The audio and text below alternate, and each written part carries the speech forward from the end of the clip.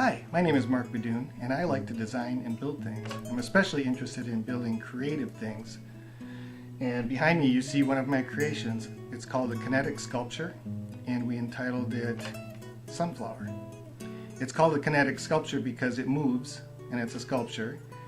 And we call it Sunflower because when my wife first saw me, start it up, she said, "Boy, it looks like a sunflower in motion." So the name stuck, and we call it the Sunflower Sculpture. As you can see, it's a bit mesmerizing to watch, which is kind of neat. It's like sitting in front of a fireplace and watching, the random flickers and flames of a fireplace.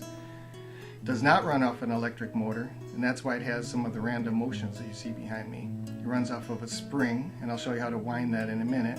And it'll run from 12 to 14 hours on one wind.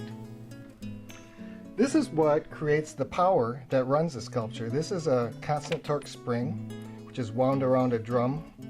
And the way you wind it is you just simply crank this wheel about 20 turns to fully wind it.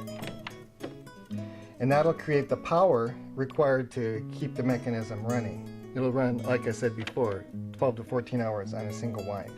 Here you can see the mechanism in operation. It's about to kick. There, just kicked. And it does that about every 2 or 3 minutes. It'll give a little kick from the spring to keep the cycle moving. Sculpture is made out of Baltic birch plywood. It's not made out of regular hardwoods. You would think those would be better, but they're really not. The grain structure in the plywood is opposing, and that's where the strength comes from. Otherwise this would be too brittle and too delicate to function the way it does.